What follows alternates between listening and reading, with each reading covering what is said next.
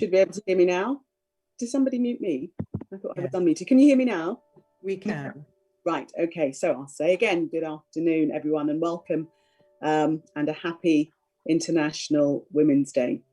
Now, we have a whole host of accomplished guests today who will speak to our theme of Choose to Challenge on this International Women's Day. The website, their quote is, a challenged world is an alert world. Individually, we're all responsible for our own thoughts and actions all day, every day.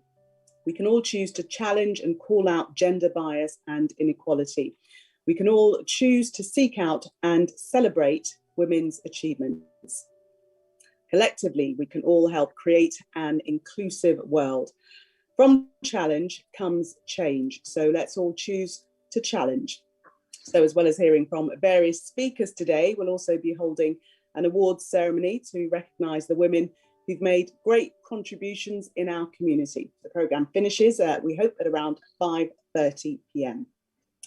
So amongst our esteemed guests, we welcome Her Majesty's Lord Lieutenant of Hertfordshire, Mr. Robert Foss, CBE, the High Sheriff of Hertfordshire, Henry Holland Hibbert, MPs Dean Russell, Preet Gill and Victoria Ward, Watford Mayor Peter Taylor, and other distinguished guests and speakers. I'd like now to invite the Lord Lieutenant to say a few words for us. Please welcome him. Thank you very much indeed, and it's my great pleasure to welcome everybody here this afternoon to this event as Her Majesty's Lord Lieutenant and also as a patron of One Vision, the theme being Choose to Challenge, I thought I would very quickly look at the challenges that have faced the lieutenancy as far as female inclusion is concerned.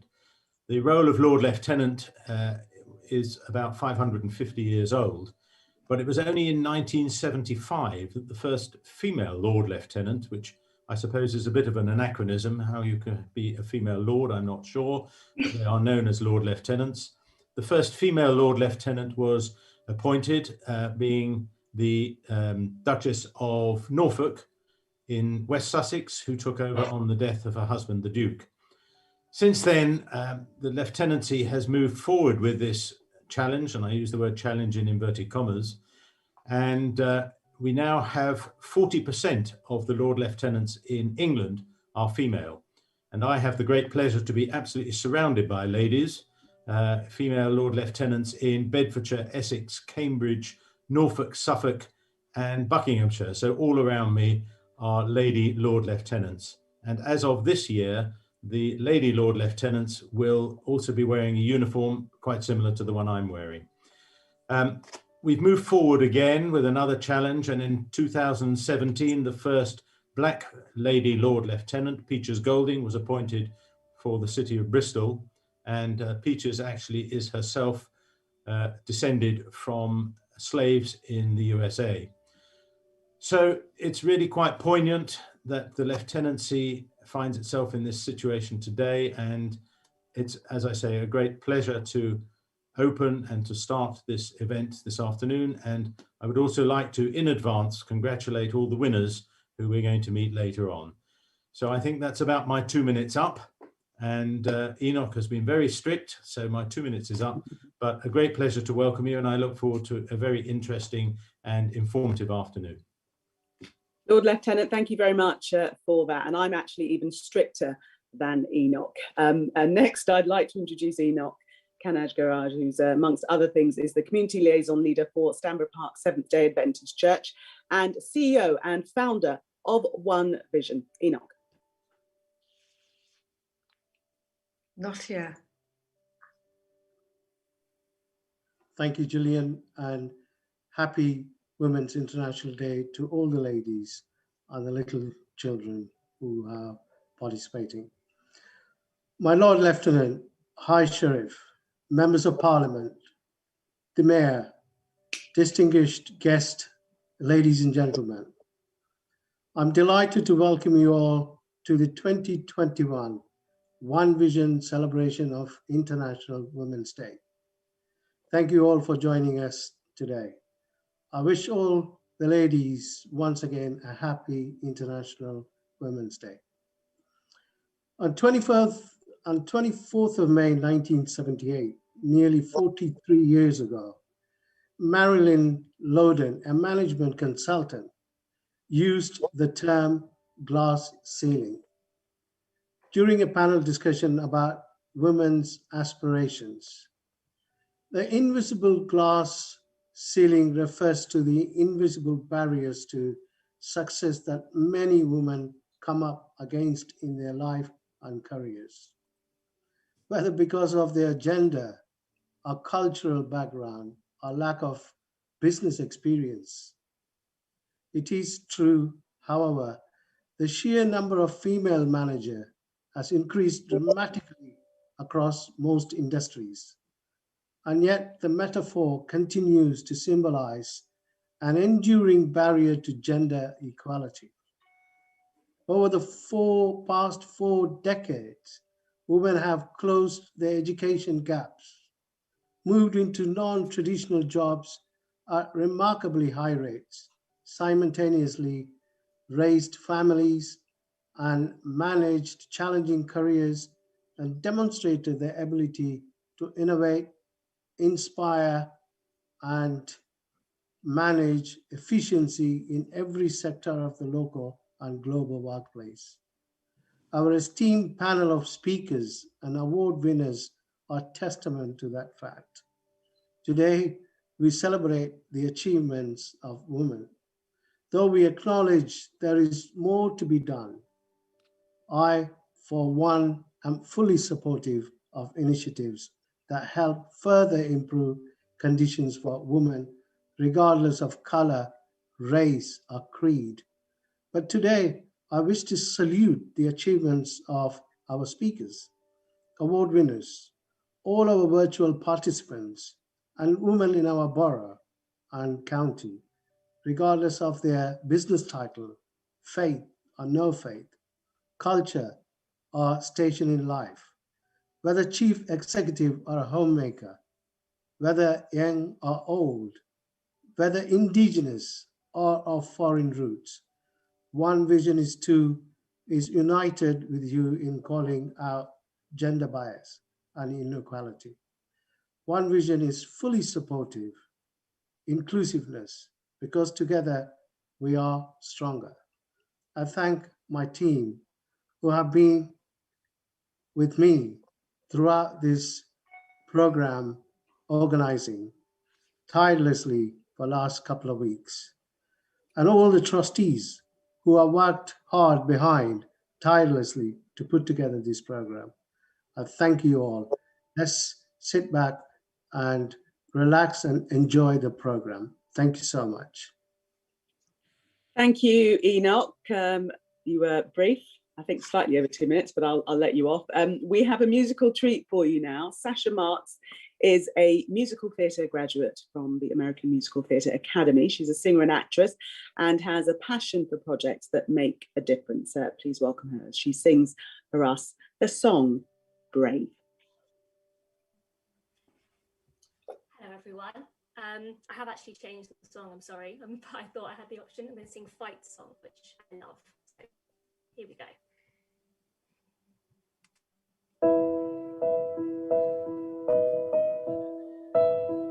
Like a small boat on the ocean, sending big waves into motion.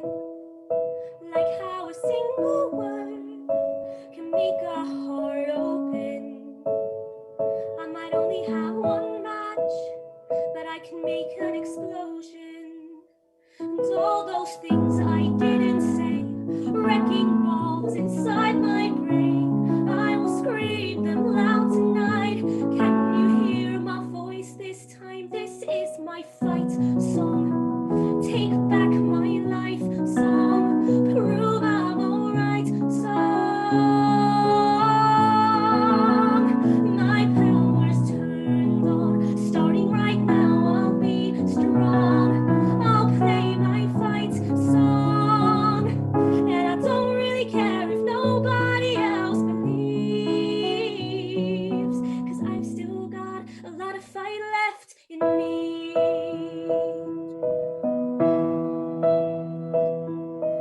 Losing friends, I'm chasing sleep. Everybody's worried about me. In too deep, say I'm in too deep. It's been 2 years, I miss my home. There's a fire in my bones. Still believe, yeah, still believe. And all those things I didn't say, wrecking balls inside my brain, I will scream them loud tonight. Can you hear my voice this time? This is my fight song. Take back my life song.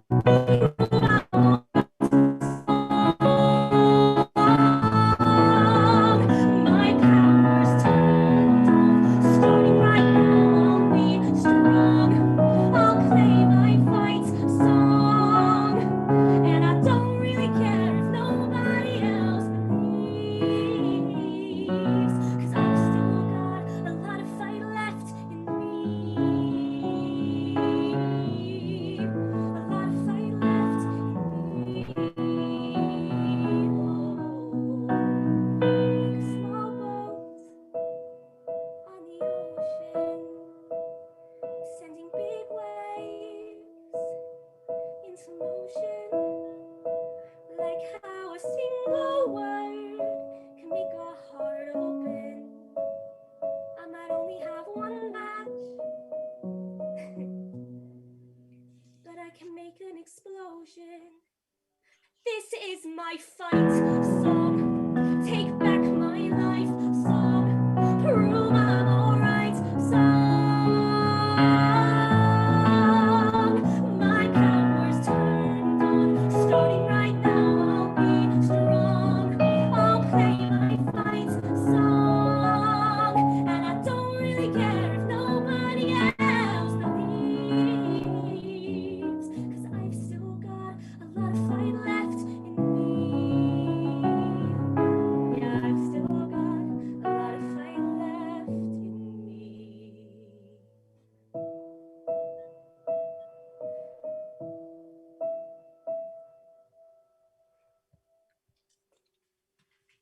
I don't know if you can hear all of our applause because all the mics are off. Obviously you can't, but you can see that everyone's clapping. Thank you so much, Sasha. That was lovely. I can see the comments flashing up on my screen. Amazing voice, beautiful voice. This is just perfect. So thank you so much, Sasha. That was lovely. Next, I'd like to welcome Audrey Anderson, the Executive Secretary for the Trans-European Division of the Seventh-day Adventist Church. Prior to her work with the church, she was a legal editor for many years, and she was last year's recipient of the One Vision Women in Leadership Award. Welcome, Audrey. Thank you. The pandemic has limited many choices: where we go, who we can see, how we can greet people. At the same time, it has highlighted the importance of choice, to make choices which will protect others, to make choices to help people who are more vulnerable than ourselves. So the fact that we are here and able to make choices feels like a privilege. Choose to challenge opens many possibilities. Challenge means different things to different women. Perhaps a more open-ended theme this year. To successfully challenge something, you need to be passionate about it. So let me share my passion and my challenge.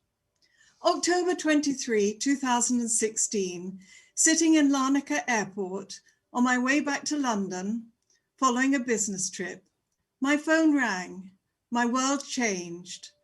I joined 6% of the UK female population. My husband had been killed in an accident and I was a widow. Oh. What does a widow look like? A stereotypical picture. Little old ladies living out their days, remembering happy times, visited by children and grandchildren. It is that in other parts of the world, widows are treated with inequity. But things like that and less easy to define. A couple of snapshots from my reality. I became more vulnerable. There was no one at home to know whether I came home early or late, or if I came home at all. Financial institutions regarded me as a poor credit risk because I was by myself. Not trying to talk about negotiating, getting your car fixed or workmen in. The price immediately doubles if you're a woman by yourself. Fortunately, I had a wider family, friends, a church community, and a supportive workplace. Not everyone is that blessed. The pandemic has already impacted more women than men because women have caring roles, working on the front line, juggling work and children. Often they have had to reduce their work commitments in order to fulfill these obligations. Over the past 12 months, the number of widows in the UK has increased enormously due to COVID-19. I recently heard of a woman whose husband came out of retirement to help in the pandemic. He caught COVID and died, leaving her destitute without enough money to pay for the funeral. I want us to choose to challenge our stereotypes and biases for women who, through no fault of their own, are by themselves. It's been said that stereotypes exist because they're true. Wrong. Stereotypes exist because we try to simplify. We want to fit things into small boxes, but life is not always simple, and sometimes life is very messy. 3 steps that can help us. The first, dismantle the walls of your assumptions. Don't say, they won't be able to because. Second, stop. Listen and understand their story. Put yourself in their position before jumping to conclusions and making decisions. Every situation is different. One size does not fit all. Third, having gained an understanding of their reality, use that knowledge for positive change. It takes a community to change a stereotype. Only when we look beyond the walls of our assumptions and see the potential of each person can we create a community where everyone, including those who have experienced significant loss, have the opportunity to thrive. On this International Women's Day, I choose to challenge our businesses to support widows and vulnerable women in our community who need flexibility to work because they are the only parent, many times juggling schooling, work, and loss. To find creative ways to help women who have not been in the workplace return, and now they need to support themselves. On this International Women's Day, I choose to challenge us as individuals to advocate for widows and vulnerable women in situations that go beyond your personal circumstances. Amplify their needs and their voices. Provide a safety net for those who belong to the Significant Loss Club. A club, if you are fortunate, it will be a long time before you join. Thank you, Audrey, and want to extend our condolences. We're so sorry for your loss. Thank you for speaking to us this afternoon. Our next speaker is Farzana Yusuf. Farzana is the National Secretary for Outreach and Community Relations for Ahmadiyya Muslim Women's Association UK. She's a senior lawyer by profession. She's represented Muslim women views on various platforms, including lectures and journalism. Farzana, welcome. Thank you so much. Assalamu alaikum, everyone. Peace be with you all. I'd like to start by thanking the One Vision charity for this opportunity of addressing this wonderful gathering today on International Women's Day 2021. It's indeed an honor to be amongst so many inspirational figures who all so nobly serve humanity. And the work of the charity itself, the One Vision charity itself, is truly remarkable. Your vision of community engagement, support for the vulnerable, equality, and justice are a true inspiration for all of us. And we very much hope that we can continue to work with you and to support you in the future. I join you today on behalf of the Ahmadiyya Muslim Women's Association in the UK, also known as Lajna Imayallah, which means the maid servants of Allah. So we are part of the worldwide Ahmadiyya Muslim community, which was founded in 1889 by His Holiness Hazrat Mirza Ghulam Ahmad, peace be upon him, the promised Messiah and the guided one, whose mission it was to revive the true peaceful teachings of Islam as propagated by the Holy Prophet of Islam, Prophet Muhammad, peace be upon him, and importantly to engender in people's heart the love of God and the duty to serve mankind. Lajna was founded as part of the Ahmadiyya Muslim community in 1922 with only 14 members. We were established in the UK in 1957 and are one of the oldest formally organized Muslim women's movements in this country. We have more than 11,000 members across the length and breadth of Britain alone. We are mothers, we are homemakers, we are professionals, and we are loyal servants of Britain. Ever since it was established, Lajna has always sought to be on the very front lines of serving humanity, whether it be through our community schemes or through the support of other charities and good causes. Over the last year, Lajna have raised more than £32,000 to support food banks across the UK, and have also raised thousands of pounds to help the victims of the Grenfell Tower fire. We've supported charities across the UK, in total more than 633 charities over the last year, including both national and local charities such as Women's Aid, Leukemia Care UK, and Macmillan Cancer. The unprecedented impact of COVID-19 has meant that the last 12 months have been especially busy for our volunteers. Lajna volunteers have risen to this challenge and have helped more than 4,000 households with day-to-day tasks such as shopping, meals and prescription deliveries, and as well as providing that friendly mental support to help those most vulnerable and most in need during these difficult times. Ahmadi Muslim women also took it upon ourselves to address the PPE shortages that our country faced, and we worked together to sew more than 90,000 essential items of PPE, including scrubs, face masks and gowns for our frontline workers, and delivering these to hospitals and residential homes across the UK. Ahmadi Muslim women serve our faith in our communities because that's what Islam requires us to do. And we do it without any desire for any worldly reward. The very foundation and bedrock of Islam is the fulfillment of the rights of both God and God's creation. The Holy Quran teaches us that the hallmark of a true Muslim is that they should care for all of God's creation and should comfort and support those in need, whether they seek our help or not. And so it's not enough for a Muslim to wait until someone asks for help. It's our duty to recognize the suffering of others and to make whatever sacrifices that are needed to help alleviate their distresses and overcome their heartache and troubles. The Prophet Muhammad, peace be upon him, taught us that Allah was most pleased by those who helped the poor, who filled their empty stomachs, and who arranged medical treatment for them.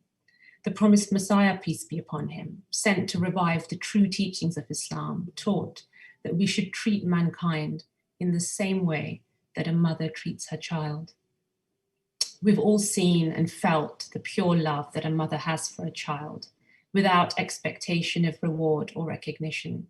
She loves her child more than she loves herself and never weakens in her resolve to nourish and protect her offspring, no matter what challenges she may face. It is this mother-like spirit of selflessness that Islam requires Muslims to develop in their hearts for all of humanity and not just their own progeny.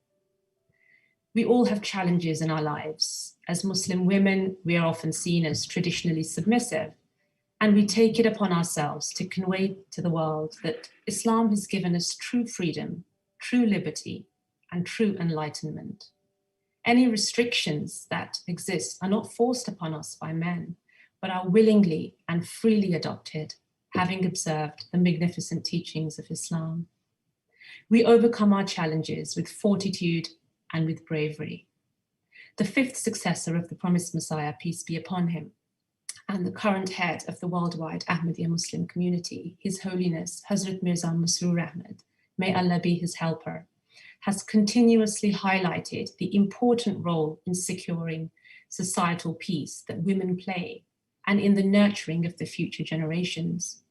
So I would like to end with a quote from His Holiness, which beautifully encapsulates the important role and status of women.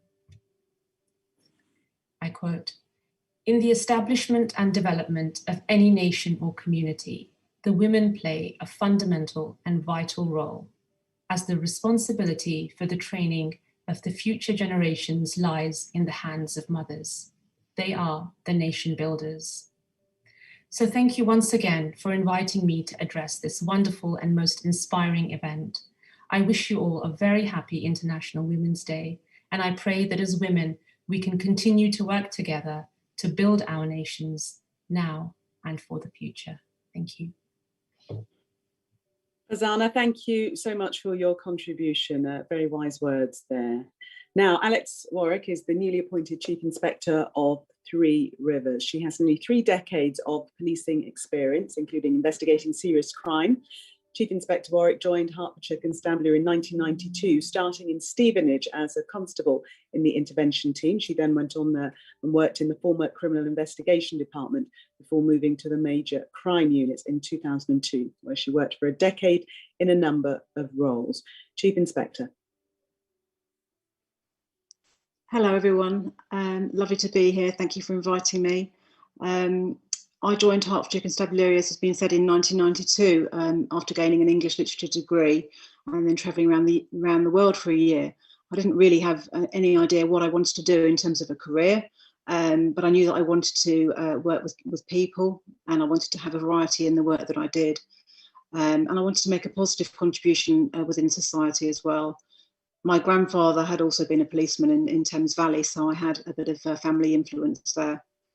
I remember wondering if I'd made the right choice when I turned up on my very first day wearing a hippie flowing skirt, trademark red lipstick, and long hair that rebelled against being neatly tied back and defied to fit under a public order helmet.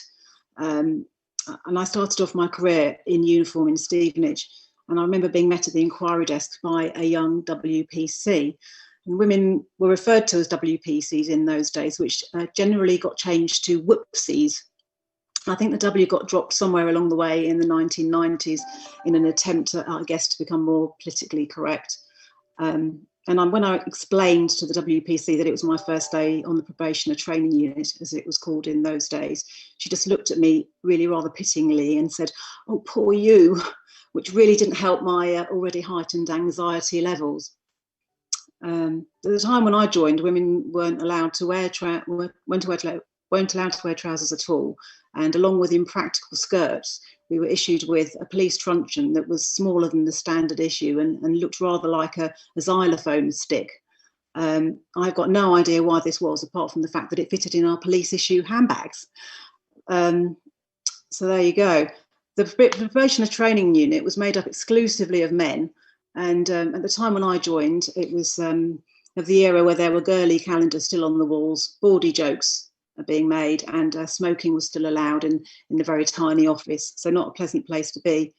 There were no female supervisors at all at any level within the police station in those days, and the CID unit at the time was an entirely male and frightening domain, which sometimes had to be ventured into for advice and help in interviewing prisoners.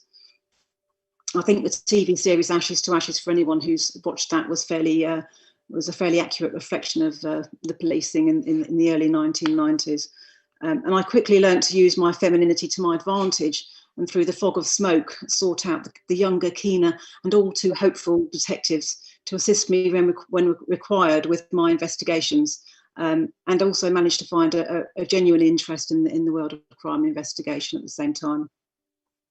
And with no female role models, it was a very supportive male shift inspector who encouraged me towards making a start on the promotion route and furthering my interest in crime investigation.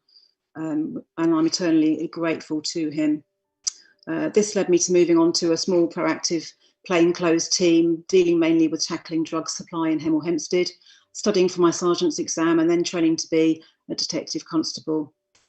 And after working as a DC in Watford, I joined the major crime unit, and stayed here for 10 years, working on many serious crime investigations, which I found fascinating.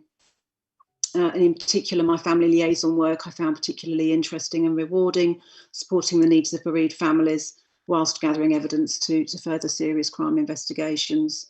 And it was during this time that I started a family and was supported again very much by my male managers in order to work flexibly to achieve a suitable balance between being a mother of 3 in the end and furthering my career. And this was a really positive change within the service, where women had the opportunity to work flexibly and even on reduced hours. And it would have been unheard of when I first joined, and probably accounted for why so few women were of a supervisory rank at that stage. And my experience of flexible working was that I worked harder than others to prove my worth, and carried probably more of a workload than many of those who were working full time. Apart from thoroughly enjoying the role, I had no desire to complicate my life any further by getting promoted, which could well have led to a move to shift work, the unknown, and probable childcare issues. But there did, however, come a time when I felt that I needed to move on, and I took the plunge to get promoted, ending up back in uniform for 6 months within the Safer Neighbourhood team in Boreham Wood, before going back into the detective world, working in the local crime unit, and then the public protection unit, managing sex offenders. Juggling being a mother with a career was probably the most difficult challenge, particularly as neither my husband nor I had family close by, so we relied on paid childcare, which sometimes went wrong. And I remember a particular occasion where I'd been dealing with a kidnap victim over a 2-day period, leaving my husband in charge, to then get a plaintive phone call from him saying that he'd rather ill-advisedly mentioned to the nursery that our daughter had been sick the night before. which had led to a 48-hour veto. And he had an important work meeting to go to. I had to go on to a briefing. So I had to call my mother, who lived 2 hours away, and beg her to come over and take on the childcare. And there was many a time really when in my career when I've had that kind of sick feeling in the pit of my stomach when I'm thinking, how am I going to get back to school, nursery, to the childminder in time, and that dreadful guilt really of being a terrible mother, a terrible employee, a terrible supervisor. And this was compounded when my father became ill with dementia, and I found myself torn in yet another direction, which I think many women will be familiar with. But I worked through it, and I continued fairly rapidly on the promotion route, moving from detective inspector and on to chief inspector, where I'm now based at Three Rivers, where I manage a large team of both uniformed officers and detectives. And I'm pleased to say that the service has changed dramatically from when I joined all those years ago, 28 years ago now. I'm now currently one of 9 female chief inspectors in Hertfordshire out of a total of 40. And I'm really pleased to be able to act as a role model to other women coming up the ranks. There's a number of female support groups in place within the workplace. And thankfully, it's fairly unrecognisable to when I first joined in 1992, although I've thoroughly enjoyed my career.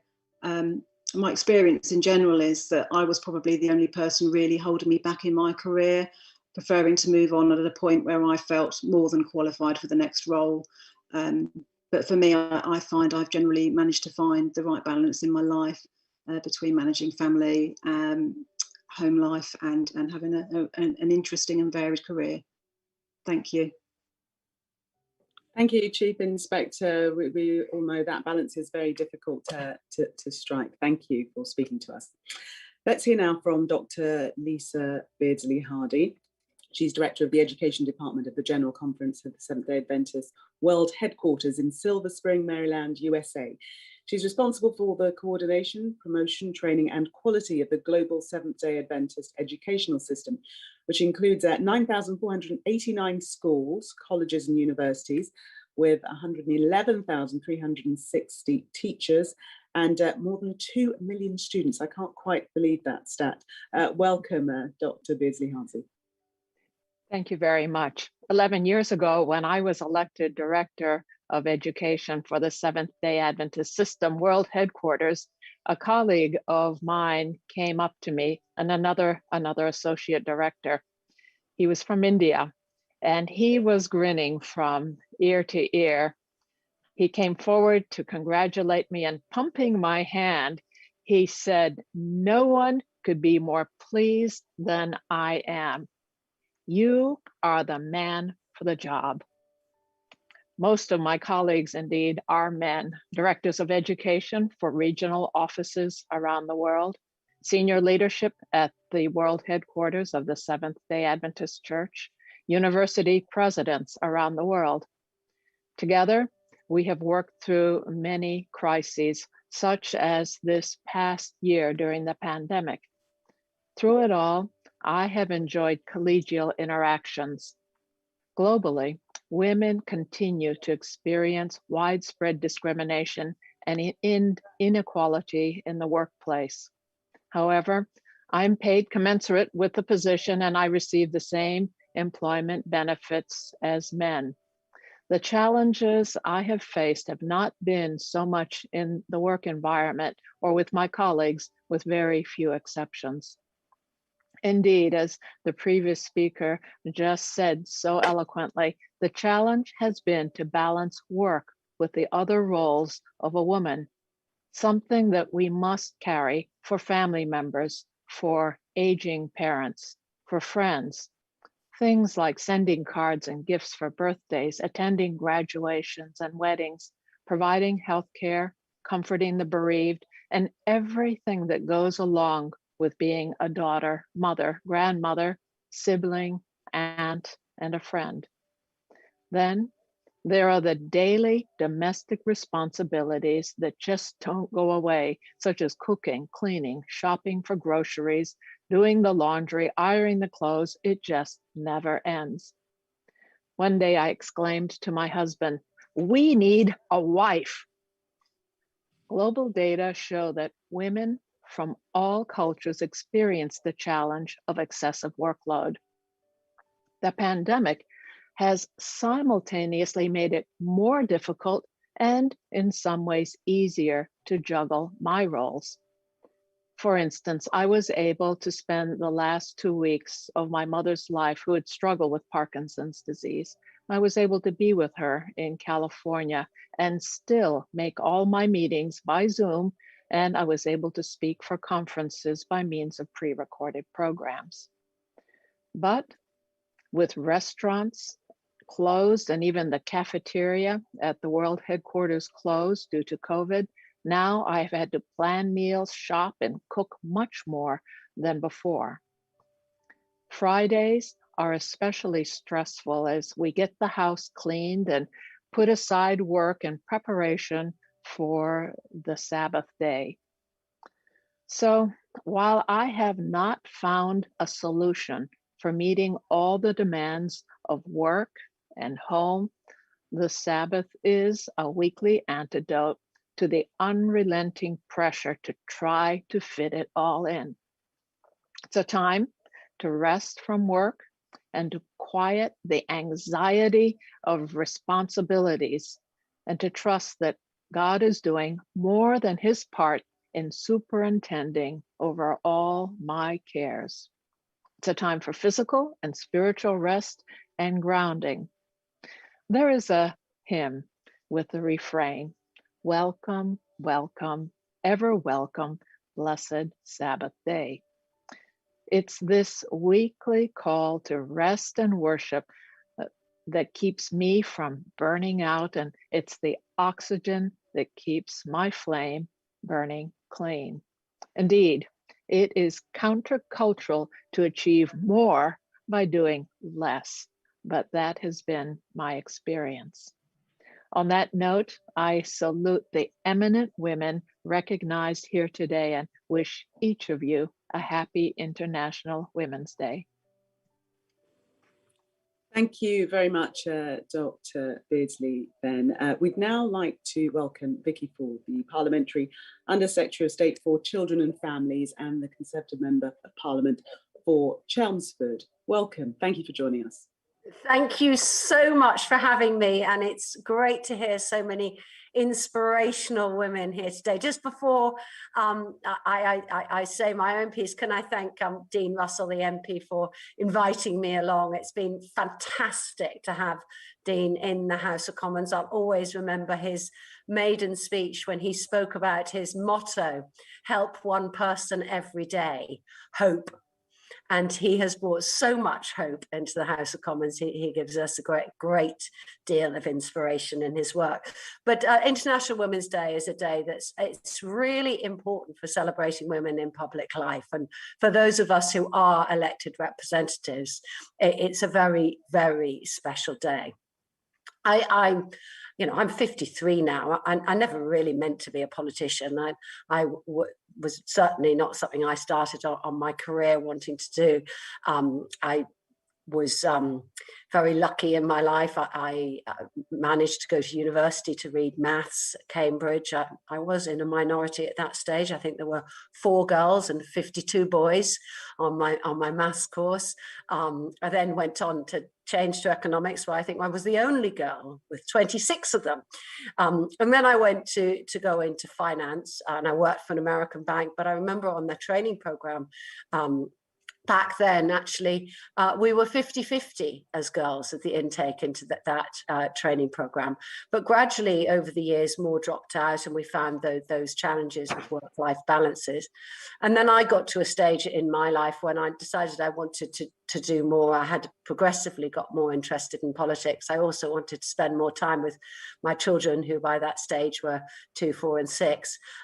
So I stepped out of banking and started getting involved in local politics, and sort of got the bug of how if you become elected, you can make a difference and help people in your own community. And then back in 2009, I was asked if I would stand in the European elections for the East of England. And I was elected as one of 7 MEPs for the East of England. I was the only woman representing the East of England, and indeed I was the first ever woman to do so across the whole of the region. And I remember then in the East of England, we covered Norfolk, Suffolk, Essex, Cambridgeshire, Hertfordshire and Bedfordshire. And in all of that area, there were only 2 Conservative women members of Parliament, plus myself. And indeed, there wasn't a single Conservative woman MP east of the M11. And I look back at that election and I just think, you know, how was I so alone that I was the only Conservative woman's voice in what has always had such a majority from our side of the House of Commons. But over the years, that has rapidly changed. And I'm glad to say that now we have 13 Conservative women in the region, of whom 10 are from east of the M11. And of those 13, boy, are we punching above our weight. Of the 13 in our region, 3 of them are in the cabinet. 6 of us are in junior ministerial posts, including the Minister for Public Health at the moment. I mean, what a job in the middle of a pandemic. We have the Deputy Speaker of the House of Commons. We have a member of the Whip's office, and then we have 2 on the backbenches, one of whom is a new member as well. So of the 13 of us, that's a pretty impressive group. And none of us expect to be promoted just because we are a woman, but we all believe that we get promoted because we can do the job and want to do the job and want to make a difference to our communities and to our countries. And incidentally, it's been a pretty busy day as Children's Minister today on this very exciting day when we get all the children and young people back to school, and a huge amount of work to do that. When I look back again, so when I first became an MEP, at that point there were 17 Conservative women in the whole of the House of Commons. By the time I was elected to the House of Commons in 2017, there were 67 of us, and now there are 87 of us. And across the House of Commons, we're now 34%. So that's great. We've just made it just over a third of the House. It took from when we first got the vote in 1918, it took until 1997 before we managed to get 1 in 10 of our members of Parliament to be women. So now to have got 1 in 3 is a real step forward, but we'd like to go further, and I would like to see at some point us achieving a 50-50 Parliament. Now, why do I think that matters? I think it matters because, of course, you know, women are 50% of our country. And I think women make great leaders. They often have huge empathy for their communities as well, that they're used to juggling lots of different issues. Many men are as well, but often women are too. But also, when you're not represented, you do find that issues that can affect you can get left behind. So, for example, we've just over the past few days announced a major review that's going to be happening of women's health. So huge issues that I think many women feel have been sort of not talked about a lot over the past few years. Some of the challenges we have in childbirth, postnatal, menopausal issues, I'm sure will get raised in those discussions. That massive review of women's health.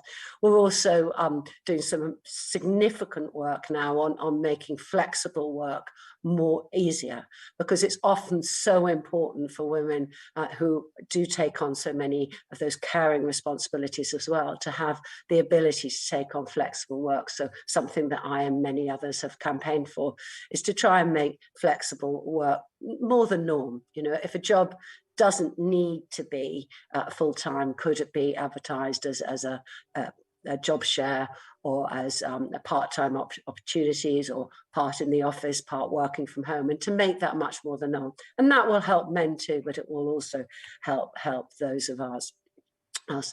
So we have huge strides to get to that 50-50 parliament, but I do believe that it's such an important ambition. And what I would say about being a woman politician is, you know, it's not easy. It's not easy. It's the work-life balances that you have in every career are there as well. But you're also very much, you know, on the front line. And very sadly, over the past few years, we've seen, especially women politicians, often being targeted online, taking quite a lot of abuse and hate, much more so, sadly, than our male counterparts. And that's not just an issue in the UK, it's actually very much a growing issue across the world. On the centenary of women getting the votes, we had a wonderful, wonderful gathering of 100 elected representatives from 100 different countries of the world, all came to meet together in the UK. And they were from all sorts of political creeds and backgrounds. But the thing that united us all was how this concern about the online hate and abuse was driving women out of politics. And I'll always remember an incredibly brave woman politician from Sudan who championed girls' education for so hard and was really pushing it ahead in her agenda, telling me about how the abuse that she was getting online was then tipping into real world abuse and driving people like ourselves out of politics. So I believe that this is something that we do need to work on so hard, not just for our country, but for others across the world.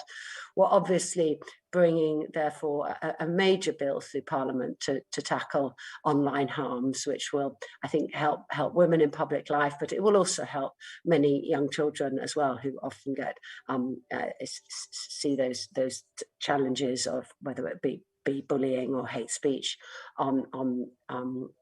online as well. So I think that's going to be a really important step forward.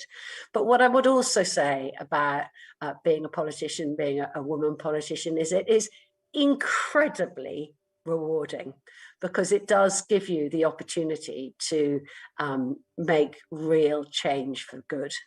I often say to people and young people about politicians, I said, you know, I've been elected politician for quite a while now, and I think there's two types of people who want to become politicians. They're either the people who want to change the world for good, or they're the people who want to run the world. Always make sure that you've worked out who the second lot are and that your best friends are in the first lot. So by being involved in your community, you can do all sorts of great things. I remember my time as an MEP.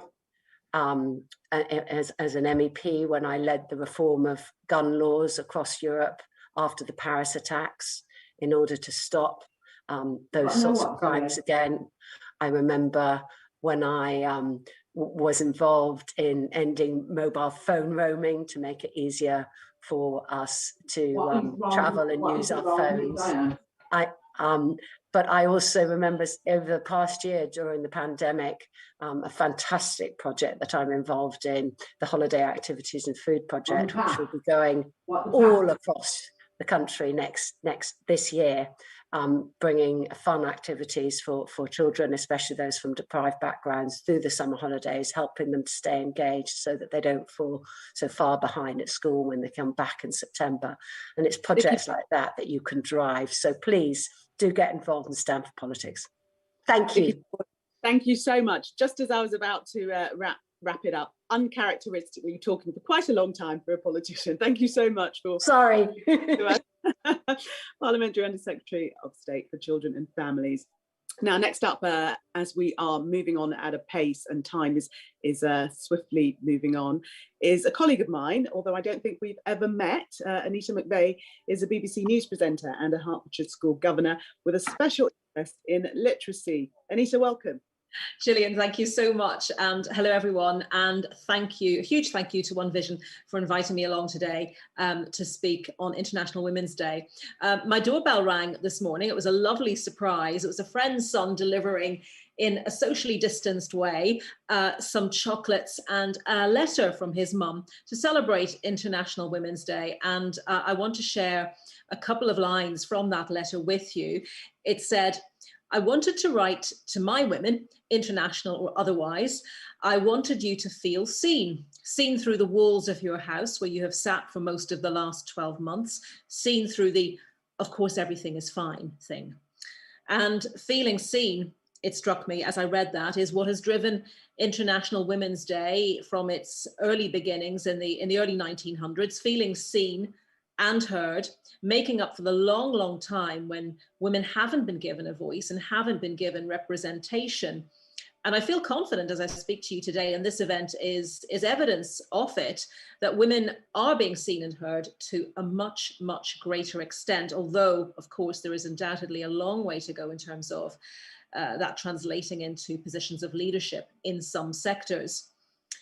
So yes, while I have spent most of the last year at home, I have been one of those lucky enough to be able to go out to work, to have a semi-normal routine in what is probably the most sustained period of challenge that most of us have gone through in our lives. And during that time, it's been my privilege to interview many amazing women, the scientists, the healthcare workers, the business women, adapting to meet the challenge of a changed world and to keep their businesses open, the furloughed, those who have lost their jobs, the carers, the homeschoolers, the list goes on. So they have been seen and heard. And I'm proud that the BBC has continued to develop initiatives like the 50-50 project, unhindered by the pandemic, to ensure representation in our output reflects the society that we live in. This began, as I'm sure most of you know, as a way to monitor the gender of our contributors, to get more fantastic female voices on air, on TV, on radio, with our editorial and production teams examining our content to set benchmarks and then to track the progress. So we chose to challenge ourselves in that way.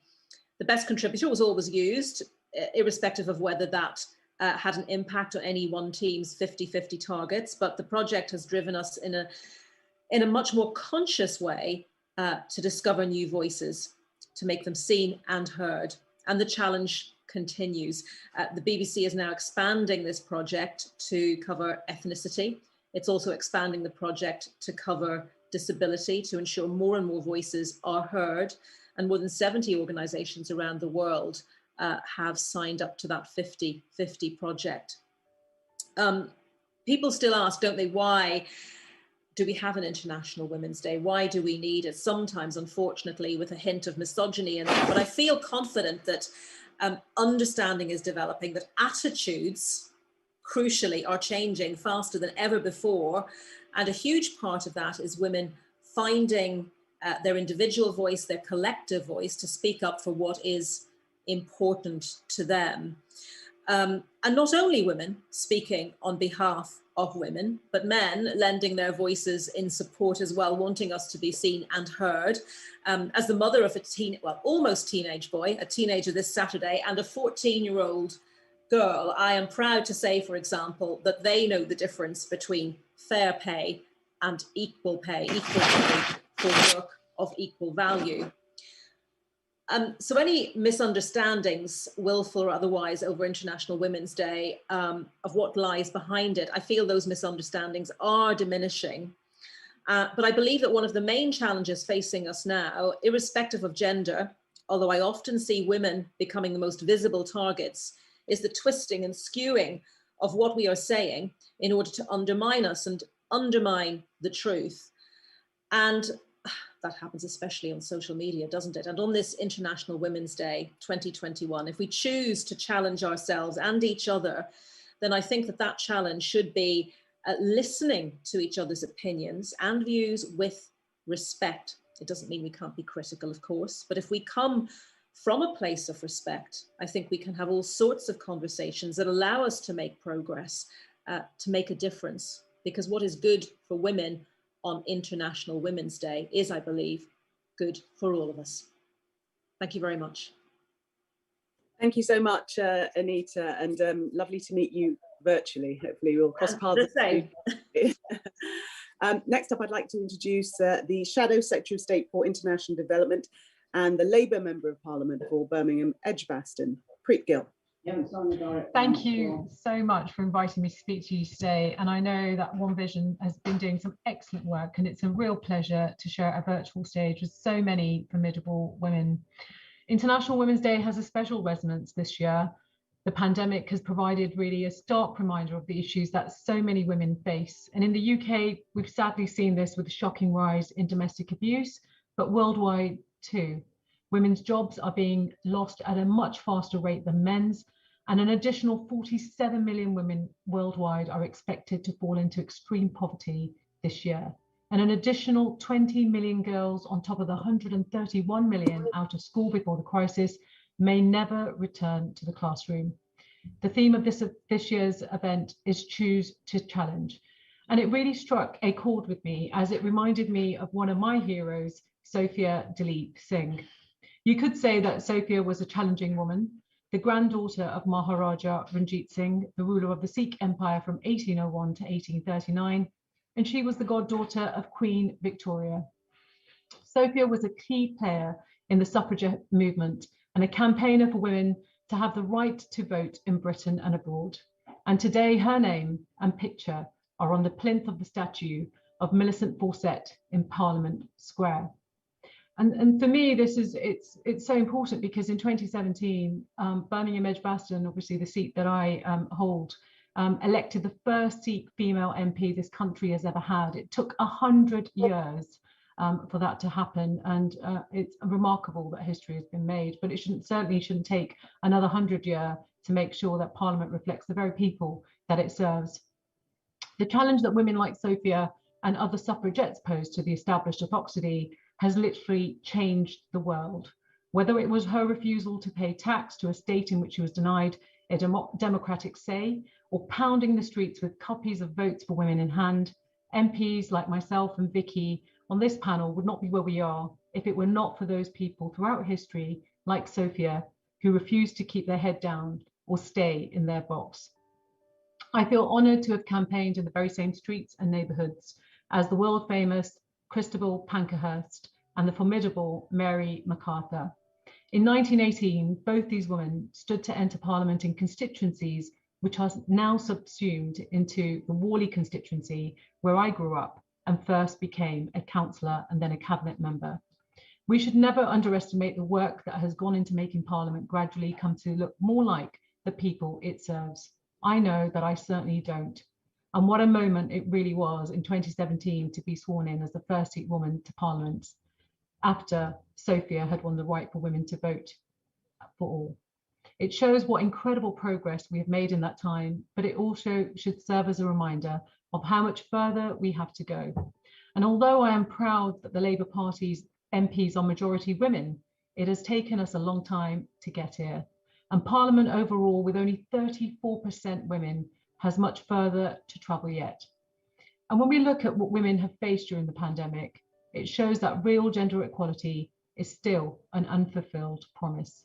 I hope that this year we will use International Women's Day to remind ourselves of that and how each and every one of us has a part to play, using whatever influence we have, whether that's as public figures, as employers, as citizens and voters, to raise our voices, challenge injustice, and help create the better, more equal society that women like Sophia were dreaming of 100 years ago. Thank you so much for having me. Great, Gill, thank you. And so important to emphasise that, as you say, we all do have a part to play.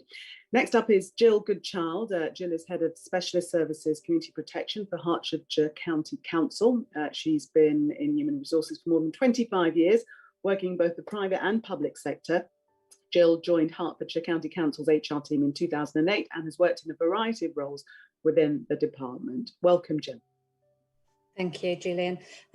Thank you very much for inviting me, One Vision. It's an honour to be here among quite so many inspirational and driven women.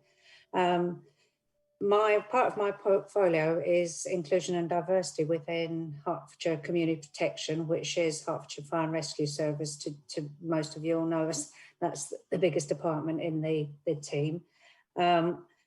I'd like to say I haven't been discriminated against during my career, but I have. I started out life in a sales capacity, ended up heading up the biggest branch of a national electrical wholesaler, biggest branch with the biggest turnover, only to realise about 2 years later I was paid about £10,000 less than my male counterpart. But that was in an industry that didn't advertise and had no transparency in terms of salaries. I also, on having my first child 27 years ago, lost all my benefits, including my car and all the other kind of employee benefits I had at that time. So I'm very, very glad to see that the law has moved on and things have changed. So one of my challenges, as I'll talk you through in a moment, is to improve diversity within fire and rescue. I tell you that 30 years later, I'm the only senior female within Hertfordshire Fire and Rescue. So it'd be nice if we could change that. So I had some other voices speaking at that senior leadership table. Even though the employment law had changed in 1970s, fire don't really start to employ females till the 1990s. Even now, we are very, very far behind the majority of you, with only having 9% of our staff, particularly our operational staff, being female, although we're better than the national average, which sits at 6.4%, but we've got an awful lot to do. Some of the things that we're doing, just to kind of share with you, so you're aware of how hard we are trying. Through our recruitment, we're looking at doing positive action. So we're targeting and using social media a lot better to kind of try and reach the people that we're interested in employing. We're using much more diverse images in our advertising. The last recruitment round that we've just been through, we had 100 applicants from underrepresented groups. That was out of a 400 applicant pool. 15% of those were female, 12% BAME and 12 LBGT. Now that's really good for us, and that's positive, because I can tell you last time we had about 5% females apply. We've changed even our career progression to allow non-operational members of staff to apply for senior roles. And I myself am a product of that, because as you heard in my bio there, I'm not from an operational background. We've got a clear career pathway where people can come in and out at different specialisms. And we have now got a diversity and inclusion board headed up by our Chief Fire Officer, who's our inclusion champion, which really makes a difference because it's a decision-making board rather than just a board with no teeth. We're training everybody in developing an inclusive workplace, everybody right through the organisation. And the biggest thing and the biggest difference for us is engaging with those staff groups from those underrepresented groups to understand really what the barriers are to recruitment and progression. And we're also trying to do a mentoring for inclusion where you may get a mentor that's a bit more real to you and understand some of the difficulties you have. So I thank you all for your time today. I'm not a politician, as you can see, so I'm not going to overrun. And anything you can do to help us and support us change the map and diversity within fire, be glad to hear from you. Thank you very much. Jill Goodchild, thank you very much, and thank you especially for not overrunning. Now, Julie Clements Overyears, Director for Children's Ministries for the Seventh-day Adventist Church's South England Conference. She's a former independent adjudicator for Her Majesty's Revenue and Customs and Ombudsman for Students in Higher Education. She's also a former Head of Diversity and Equality for the Home Office in Her Majesty's Prison Service, amongst other things. It was a very long list. Welcome to you, Judy. Thank you, Gillian. Thank you very much for that introduction. I'd like to thank Enoch and colleagues from One Vision for the invitation to address you all this afternoon and to say what fantastic work One Vision is doing. I'm delighted to be celebrating International Women's Day with all of you formidable women. Now, the theme, Choose to Challenge, could not be more relevant today for us as women. It may be a long time since the UN actually recognize Women's Day, but isn't it good to have 22 world leaders who are women today? And as we know, there have been many in the past, including 2 of this great country of ours. Now, as a woman and a woman of color, it wouldn't surprise you to hear me say that I faced many challenges over the decades based on both of these personal characteristics, race as well as gender. And I just wanted this afternoon to share very briefly with you a couple of examples. When I was a senior civil service in the Home Office, I recall attending an event. And in those days, we didn't have fancy, very feminine briefcases. So I remember it was a traditional square briefcase that I was carrying. And as I approached the reception desk, I think it was in one of our old hotels in London, to receive my badge, the young man behind the desk said to me, Mr. Clements has not arrived yet. Perhaps you would like to go and wait for him over there. And immediately I realized what was at play here. It was a very high profile event with few people who looked like me, either in gender or color, unless they were actually serving the refreshments. And I smiled because this, not unusual for me, but you know, it's a familiar scenario that's happened to other colleagues.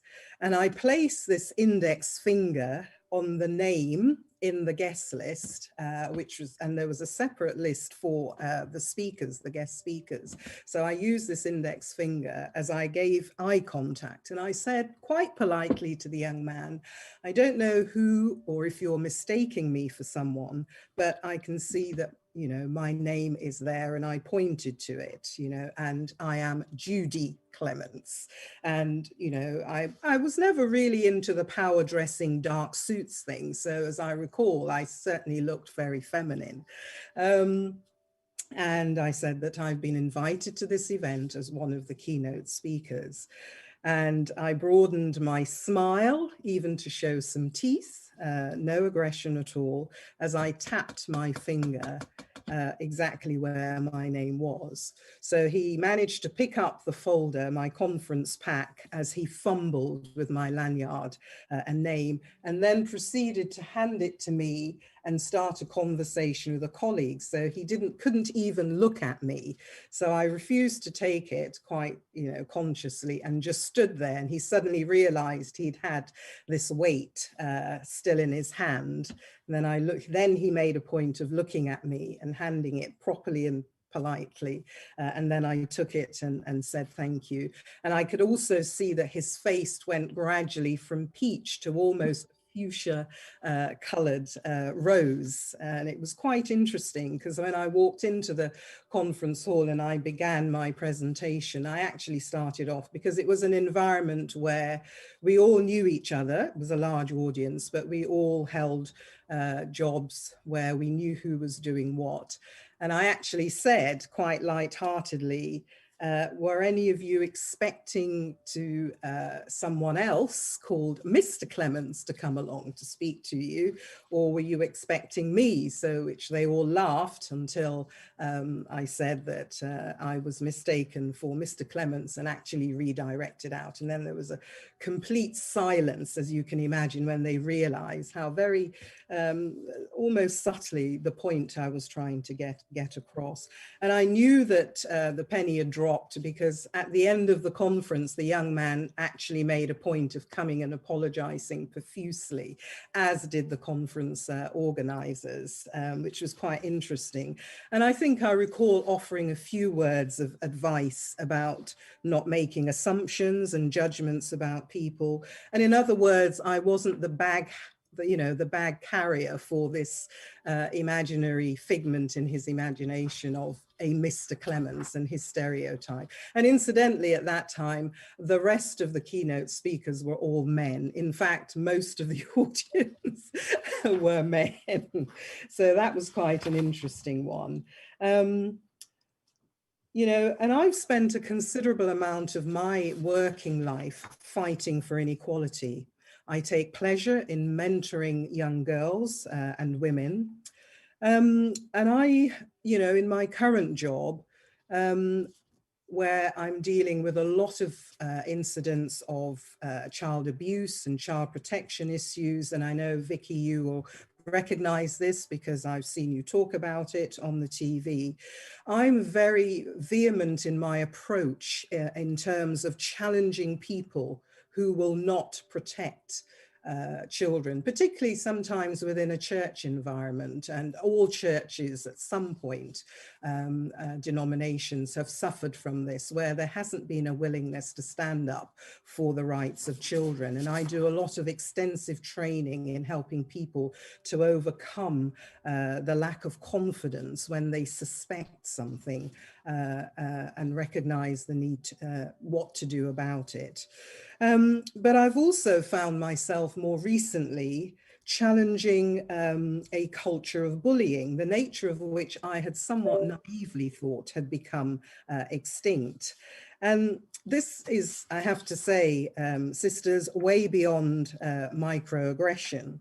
In some cases, it has been to the point, it's been so old-fashioned to the point where your comments are openly discarded or ridiculed, or your ideas are ignored and claimed by someone else, or you've been misrepresented. And I have chosen to challenge this and to champion it. So how do I go about this? Just a few short tips to conclude. There are so many ways of challenging these situations, including the one that I spoke of, the case I spoke of earlier. But it just depends on what your state of mind is at the time of challenging it. It depends on whether you're confident and conscious that when you're addressing some of these really tough issues as women, whether you actually want to just deal with the situation in the minutiae, or whether you consciously want to effect change, whether it be at the individual level for behavior or wider change by challenging these situations. Because the failure to challenge will lead, and we all know this, particularly those of us that have worked in the field of diversity, it leads to cultures that become systemic and embedded in organizations. And it's important that we are not afraid to challenge if we want, particularly in organizations where we have influence, in order to effect that change. And I would describe myself as a very confident woman.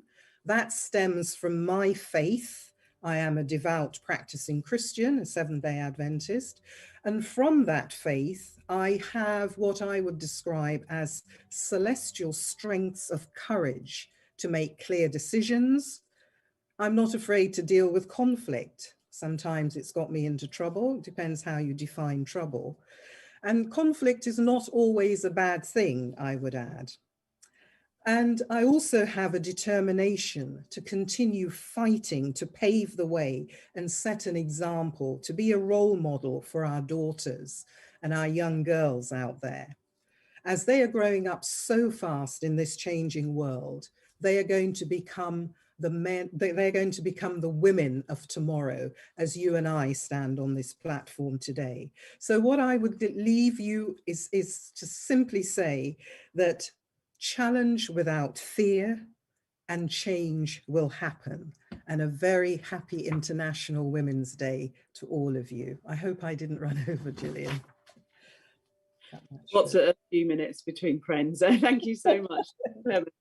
OBE, challenge without fear. I'll remember that. I'll remember that. Thank you. My thanks to all the speakers for sharing their stories and experiences. Now we would like to begin the Women's Leadership Award ceremony, this part of the evening. The first award is the Community Service Leader of the Year, and the High Sheriff of Hertfordshire will present it. Well, I am absolutely delighted to join you all this afternoon, and thank you very much to all the speakers we've just listened to for your very interesting and informative presentations. I'm particularly delighted to make this presentation. In 2013, art therapist Mel Boda and musician Tom Billington recognised a lack of opportunities for adults with learning disabilities to express themselves so they started running workshops and putting on shows with no funding or support. Electric Umbrella became a registered charity in January 2016, which is unique co-creation between adults with learning disabilities and music professionals. They run a diverse program of events and provide a range of opportunities for everyone to demonstrate their ability. Working together to create experience and perform music through regular workshops, performances in pubs, studios, theatres, festivals, live radio, and everything in between. They challenge the perception of people with learning disabilities by empowering and enriching lives through music. This year's winner of the Community Service Leader of the Year Award is Melanie Boda. Many congratulations, Melanie. Congratulations, Melanie. Thank you so much. Thank you. I'm really honoured to receive the award, and I think, you know, I'm so proud to be based in Watford and to be based in Hertfordshire, but also really proud of being a woman. When I founded Electric Umbrella with Tom, I was pregnant with my eldest boy, who's almost 8, and running Electric Umbrella has coincided with growing my family. I now have 3 boys, and it's been a whole family, you know, affair. My boys have come with me to everything, meetings in slings when they were babies, to enjoying the gigs and shows now that they're older and being a real part of it. And I think a lot of the success of what we've done has been because everybody's been so accepting about, you know, being a mum and having my kids with me. And you can't run a charity that's based on building an inclusive world if you can't include your own kids. So yeah, thank you to everybody who's made it possible. Absolutely, you have to include the children. Thank you, well said. Next up is the Faith in Action Award, to be presented by Dame Helen Hyde. I'm delighted to present this award coming from the Jewish community. Faith in action is what I believe in. Kamal Mehta is a serial doer and supporter of many types of good works. She raises funds for good causes and charities, including Sense International and SRMD's Love and Care program via Love of Faith Walk, celebrating unity in diversity. She raises funds for Nascot Lawn's Children's Respite Centre, and she lovingly prepared Christmas gifts for those less fortunate in our community so that no one goes without the joy of receiving something during the Christmas period. She even helped to organise the tour of Yug Purish Mahatma's play in Oxford for one night after it had been performed for more than 1,000 times across the world. This year's winner of the Faith in Action Award is Kamal Mehta, and I'm delighted for you, Kamal.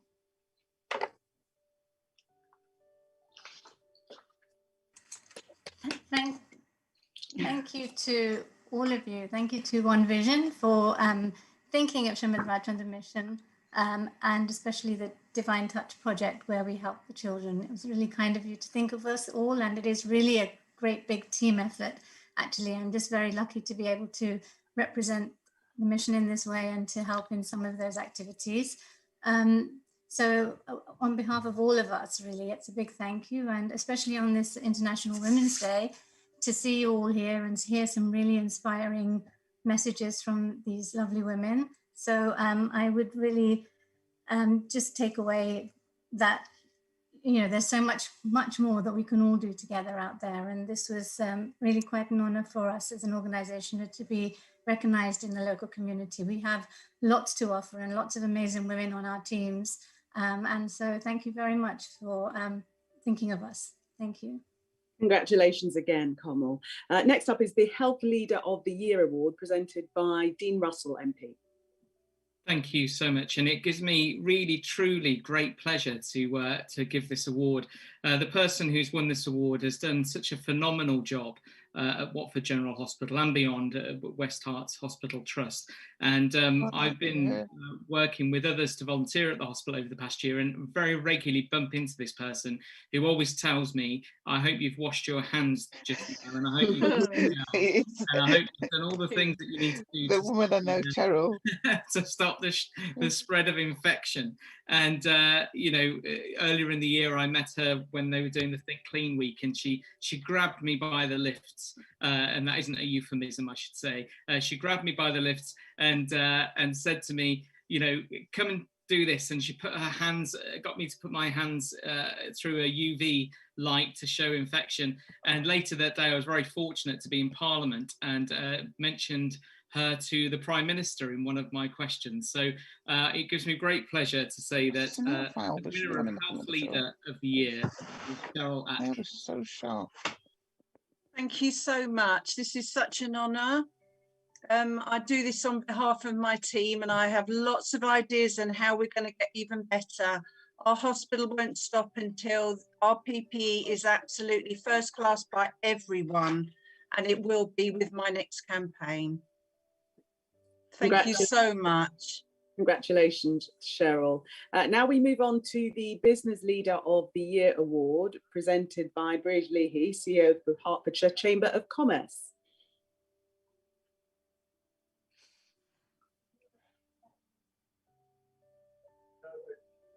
Are you there?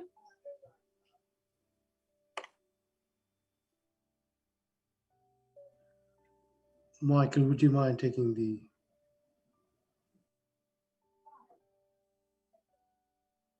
Michael, were you able to present the award? You have to unmute yourself. Thank you very much for that.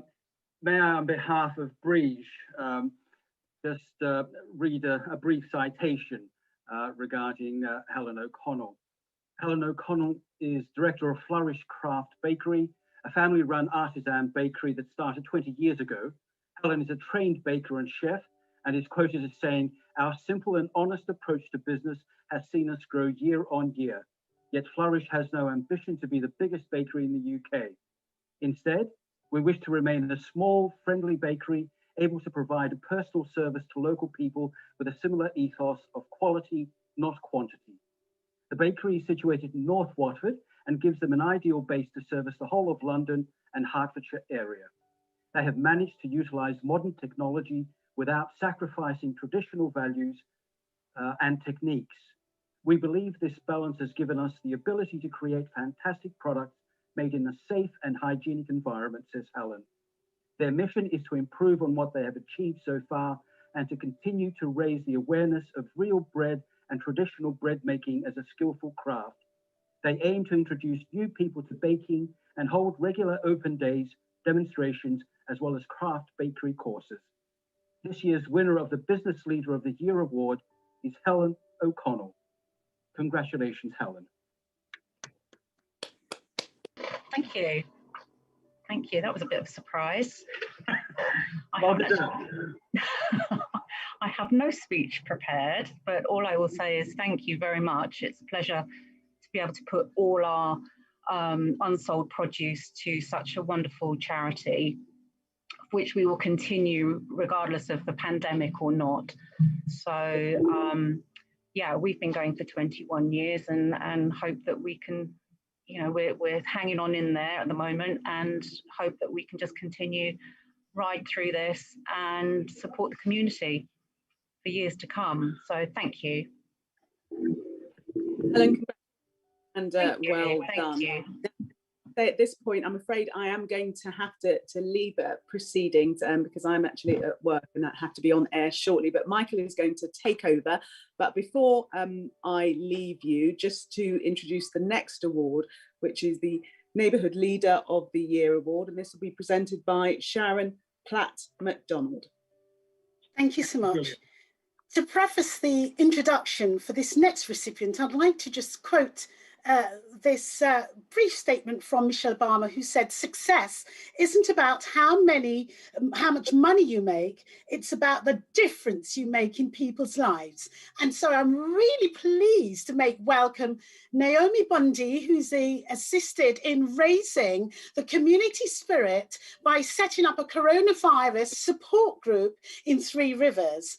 And this support group is called Coronavirus Community Help Support Group. And the support group focused on the following geographical areas: Northwood, Pinner, Oxhey and Ruislip. Now, this initiative is staffed by volunteer groups working across the district to help vulnerable residents that are affected by the pandemic. And the group helps assist individuals with practical support such as delivery of food, shopping, prescription delivery, running essential errands, posting mail, and also keeping in contact via friendly phone calls. And so it gives me great pleasure to announce this year's winner of the Neighbourhood Leader of the Year Award, Naomi Bundy. Congratulations, Naomi. Thank you so much. I feel quite shocked by this, actually. Thank you. I feel really honoured to receive this. We started our life as Coronavirus Community Help, and we were in many areas, but I coordinate the Moore Park and Eastbury group. We are now our own little group, which we want to continue. So I'd like to accept this not only for myself, but also for Ramneet Sawhney, who has coordinated the group from day one with me since last March. Ian Chapman Curry is the gentleman who started the group, so thank you. And we have an amazing team of volunteers made up of 40 local residents. And I think that's been key to our group. It's been bringing that community together with a common purpose to help whoever needed it. You know, we've helped care homes, local schools, especially our special ones, which are very close to our heart, key workers, homeless charities, food banks. And we will continue to do so beyond the pandemic. Thank you so much. Congratulations, Naomi, and thank you very much, Sharon. Our next category is the Wellness Leader of the Year Award, presented by Councillor Liz Burns. Thank you very much. Thank you for asking me to present this to a lovely girl who I've had great pleasure of working with most Wednesdays through the pandemic. So Saffron Johnson is an ambassador of the Watford Wellness Gateway, a platform through which businesses, organisations and individuals can gain access to advice, support and treatment to improve mental health and well-being, and therefore create a supportive and stress-free environment in which every individual feels free and confident to address any personal mental stress issues in an open and confident manner. Saffron is also Operations Director at Watford and West Herts Chamber of Commerce and Conscience, and a promoter of local businesses. She organises the Chamber events, she manages the membership, marketing and partner relationships, plus meets with all new and potential members. She looks after existing members and connects businesses with community and opportunity. And I have great pleasure, Saffron, managing to do all of that and still fit in as much as you do on Zoom, particularly for me and my mental health needs with my veterans. It's very close to my heart to present you this. So congratulations to the winner of the Wellness Leader of the Year Award, Saffron Johnson. Oh, thank you. I don't know what to say. Thank you very much for that introduction. I love what I do. I'm really proud to work in Watford, especially with all of the wellness teams and all of the things that we do around mental health in the workplace and beyond.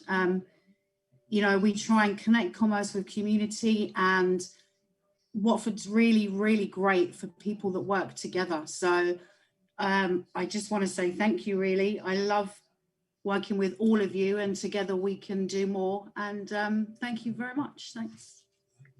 Congratulations, Saffron, and thank you very much, Liz. Liz, thank you for that. Our next category is the Sport Leader of the Year, which will be presented by, and you know him very well, Luther Blissett, the former England international footballer, Golden Boot winner and Watford FC all-time record holder for appearances and goals. Luther, over to you. Hi, everyone. And my pleasure to come along here on International Women's Day to do this.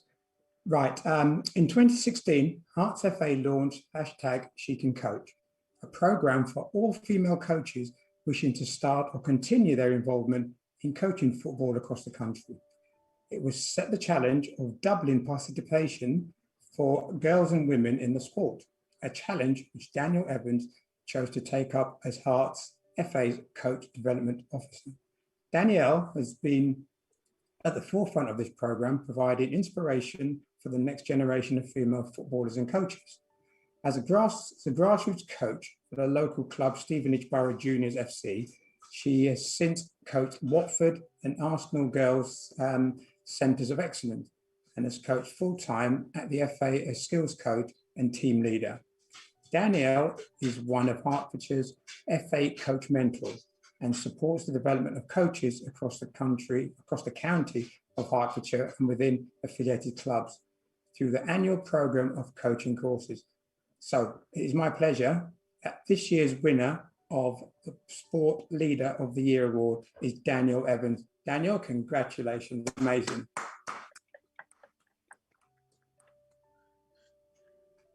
Congratulations, Danielle, and thank you very much, Luther.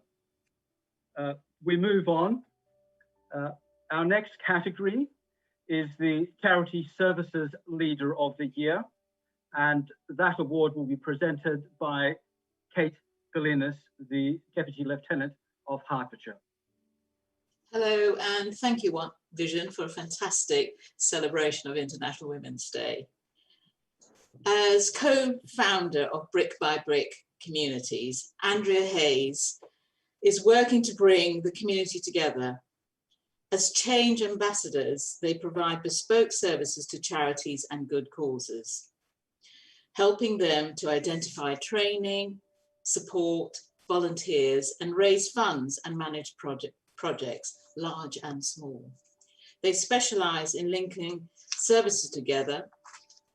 Andrea says, and this is a quote, "Everyday children are going to school without breakfast, without the right school uniform, or even basic stationery.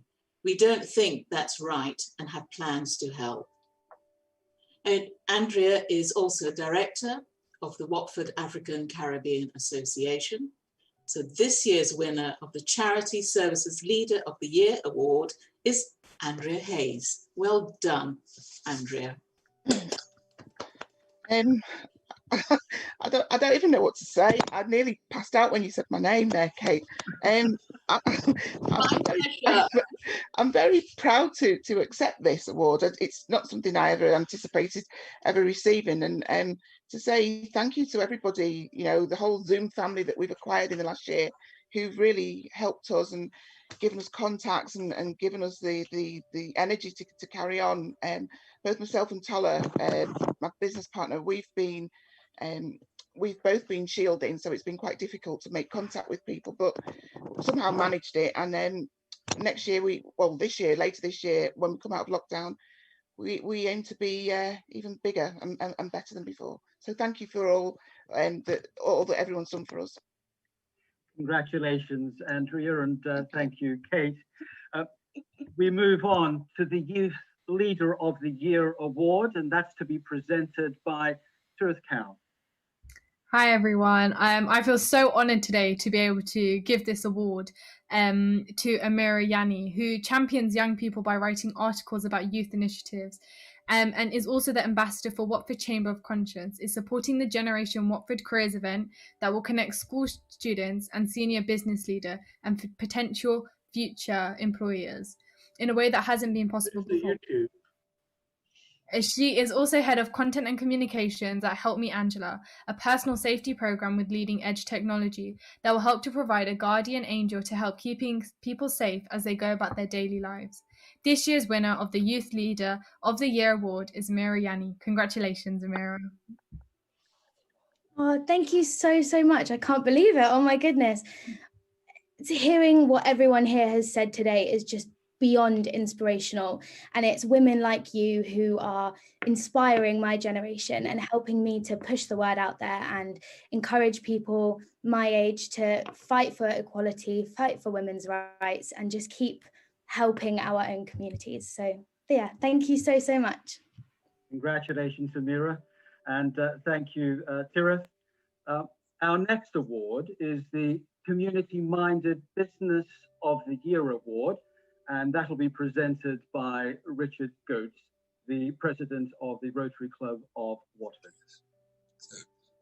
Thank you, Michael, and thank you, One Vision, for all the organisation needed to arrange this particular day, this fabulous International Women's Day.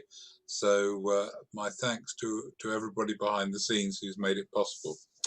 Yes, the commercial or the community-minded business of the year is one that we know well and is a great support to Watford. They've moved to Watford, and it is in fact the bank, the Metro Bank.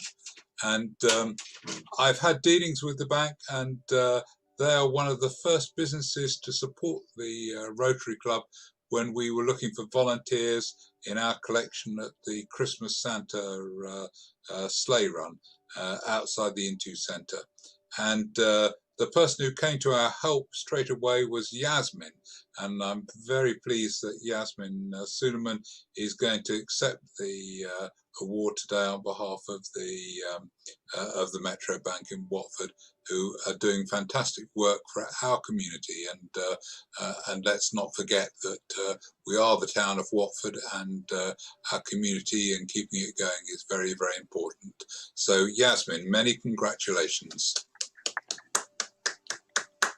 Everyone, first of all, I'd like to say happy International Women's Day to everyone. It truly is an honour to be here with you all today. There's so many inspiring women and stories, and you know, I truly am really grateful to be recognised for what we've done in the community. It really is a privilege to work for Metro Bank, and you know, they're actively encouraging us to go out and support, and so it's great that we've been recognised for that. Thank you so much. Well done. Well done. Congratulations to the Metro Bank and to Yasmin as well. And thank you very much, Richard. Much appreciated. Our next category is the Sustenance Leader of the Year. And Pastor Gert Tapp of the Stanborough Park Church of Seventh-day Adventists will present this award. Thank you, Michael. And thank you, everyone, for having me here this afternoon. And this is so encouraging to see this afternoon, what's all been shared so far. We all need sustenance, don't we? That's what we live for, that's what we live by. But it's not only the importance of sustenance, but it's also, especially when it comes with a smile and when it comes to bring survival to so many. Before I would like to read what it says here for the award, I would like to share for a moment just a song that I heard this morning that captures it so beautiful, and you will recognize it from a beautiful movie called Notting Hill. She may be the reason I survive, the why and wherefore I'm alive, the one I'll care for through the rough and ready years. Me, I'll take her laughter and her tears and make them all my souvenirs. For where she goes, I've got to be. The meaning of my life is she. So here goes for the award. Amarjit has been serving the congregation, the Sangat, at Central Gurdwara Khalsa Jetta in the British Isles, a registered charity for almost 5 years. Her service to the community is commendable and recognized by all those that attend the Gurdwara. During her tenure, she has maintained the kitchen at a 5-star rating, with the local council inspection teams issuing a global annual kitchen inspection report. They have made special mention of the extremely high kitchen hygiene standards that she has put in place. Amarjit also successfully manages the food orders and stock control to ensure efficient processes are in place to mitigate wastage. This in turn has saved the charity thousands of pounds. She displays great leadership skills inspired by the Sikh philosophy of humbleness, the Nimrata. She manages the rota of volunteers, assigning duties to ensure inclusion for all those that wish to volunteer. She reaches out to those who are unable to attend, and all this with a constant and never fading smile. Throughout the lockdown, she was able to marshal enough volunteers to continue working safely and provided approximately 100,000 hot meals to food banks, youth hostels, hospitals, and the elderly. Amarjit is also a loving mother to 2 sons and a daughter, and a grandmother to 4 grandchildren. She is the epitome to kindness and a tireless, selfless worker. She manages her selfless service, the Seva, with gratitude and compassion, and is an inspiration to all. This year's winner of the Sustenance Leader of the Year award is Amarjit Kaur. Congratulations, Amarjit.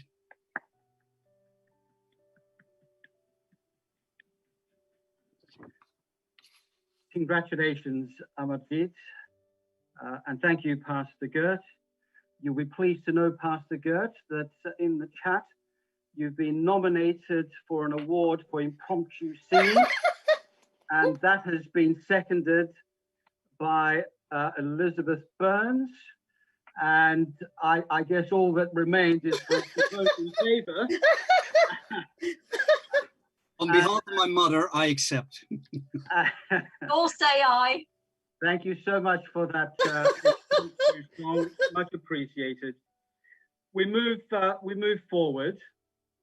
The Public Office Leader of the Year award will be presented by the Deputy Lieutenant Kate Holland Hibbert. Over to you. Thank you all for asking me to be here today. What an honour. So Jill Goodchild has been in human resources, has been in the human resources profession for over 25 years, working in both the private and public sector. Jill joined Hertfordshire County Council's HR team in 2008 and has worked in a variety of roles within the department, including the delivery of some major change projects. Jill came to the community project in 2018 as HR lead and was promoted to head of specialist services in 2019. Her portfolio includes inclusion and engagement, HR, health and safety, occupational health and property. This year's winner of the Public Office Leader of the Year award is Jill Goodchild. Fantastic. Well done, Jill. Thank you very much. Really honoured to receive that. And that's a real lovely surprise today. First of all, I'd like to share it with my team because without them, we wouldn't achieve anything. One of whom is One Vision's trustee, Harjit Singh. So thank you, Harjit. And really to accept this for everybody who's passionate about change and diversity within Hertfordshire Fire and Rescue Services. So thank you very much indeed. Congratulations, Jill, and thank you very much, Kate, for that presentation. We are nearly there. We've one more award to present, and it is the Lifetime Achievement Award. Unfortunately, the winner is not with us today, but I'm hoping that Councillor Aga may accept this award on behalf of the winner. But over to Sarah Beasley, if she'd be kind to make the presentation. Thank you, Michael, and good afternoon, everyone. And thank you to everyone at One Vision for arranging a wonderful afternoon for us all. We've had so many inspiring speakers, and it's fantastic to be able to celebrate our own amazing local women. So thank you for that. This is a Lifetime Achievement Award. I am so proud to be presenting this to Councillor Karen Collett. Karen has lived in Watford since 1984. She became a Watford Borough Councillor in 2010, representing the residents of Woodside Ward, and a portfolio holder for community since 2015. She has a very busy and varied life, and her casework is extremely varied, and she might be dealing with potholes, housing issues, trees, neighbour disputes, parking, highways issues. She visits residents regularly, she liaises with the local police, and she makes sure that residents are informed about local issues as well. And as part of her role for community portfolio, she has to work with the voluntary sector. She deals with the Small Grants Fund, with culture, with sport, promoting big events. She looks after equalities and diversity, licensing, environmental health, and the nighttime economy. What an extraordinary list of accomplishments is that. This is what Karen says. She says, serving the community has always been paramount, and loving the town I live in is the reason I do what I do. Supporting residents and helping them to resolve their issues is key, as well as being a listening ear when they feel vulnerable or concerned. I have spent most of my life looking out for others, and this is something I feel strongly about. I'm sure that you will agree with me that that certainly deserves a Lifetime Achievements Award, which I am delighted to present to Karen Collett.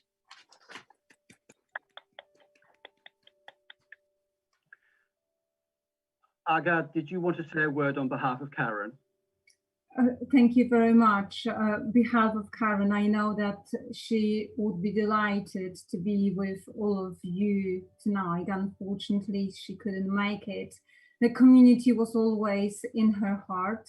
She loved community, she loved Watford, and it's a privilege to be honoured tonight and accept the award on behalf of Karen. Thank you very much for that recognition. Thank you, Aga, for that. Thank you, Sarah, and congratulations to Karen, to say the least. Congratulations to all our winners.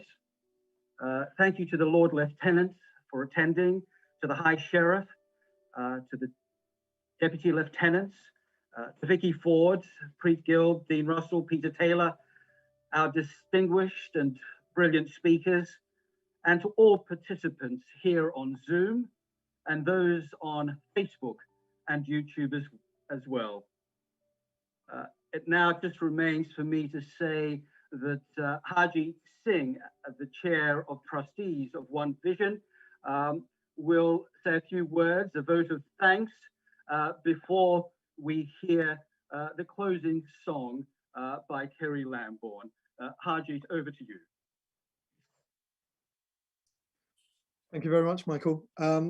As the chairman of the Board of Trustees, I would like to extend my thanks to everyone that's participated today, our distinguished guests, which Michael's read out, but also importantly yourselves, all those people that participated today and been part of this annual event that we've held today. And hopefully next year we're going to see many more people, because I think it's important that we recognise and value the women that have sacrificed so much, that have done so much for our communities. And I know from a personal factor that the person that actually brought me into this field of volunteering, being part of the community, is my grandmother. And she was such a strong woman. And each one of us will most probably have someone that we can think about that has actually brought us forward, taken us forward to actually where we've actually reached our heights.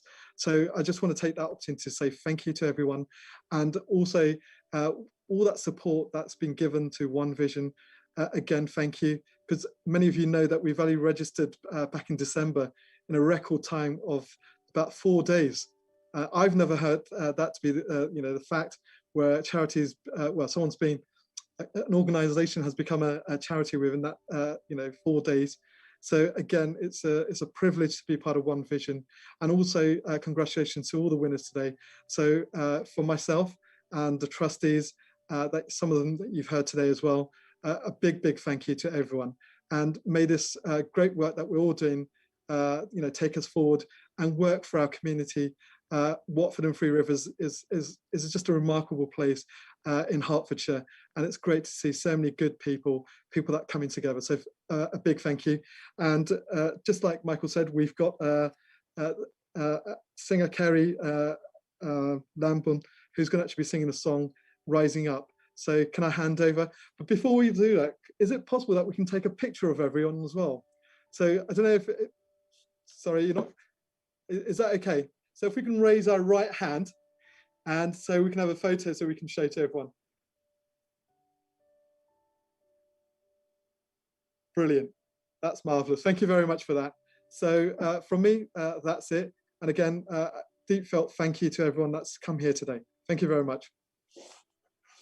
Hi. So today is International Women's Day, and we are celebrating everything that women have achieved in our community. So on behalf of One Vision, to all the nominees, winners, and you wonderful women everywhere, this song is for you.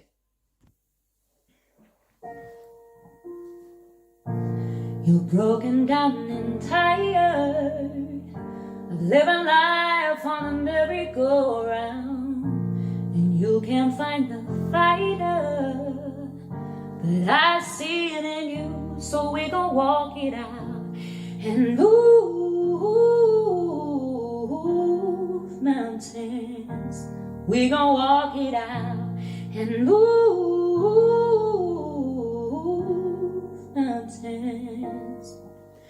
Now rise up, rise like the day. I'll rise up, I'll rise unafraid. I'll rise up, yeah, and I'll do it 1,000 times again. And I'll rise up, high like the waves. I'll rise up, in spite of the ache. I'll rise up, yeah, and I'll do it 1,000 times again. And for you, for you,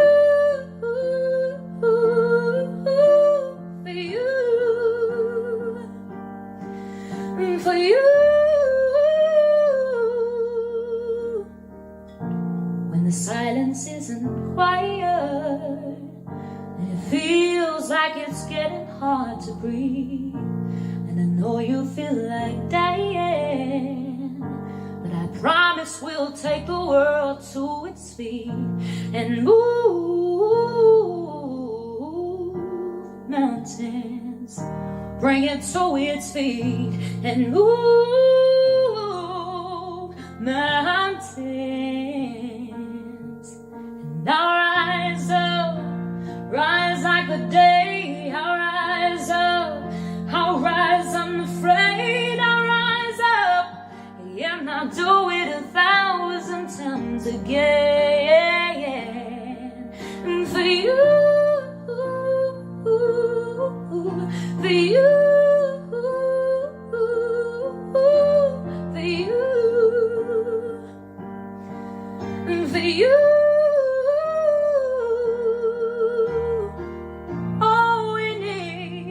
All we need is hope, and for that we have each other, and for that we have each other. We will rise, we will rise, we will rise.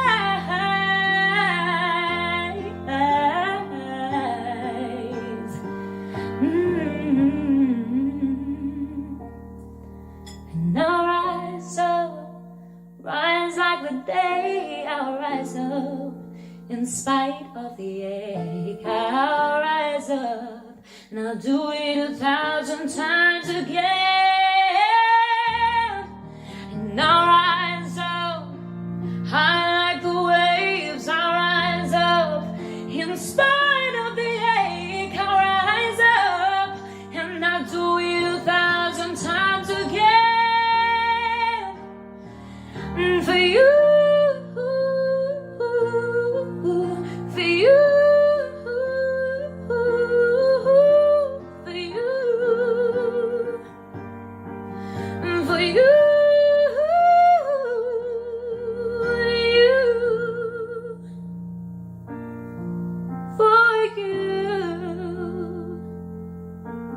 For you, for you.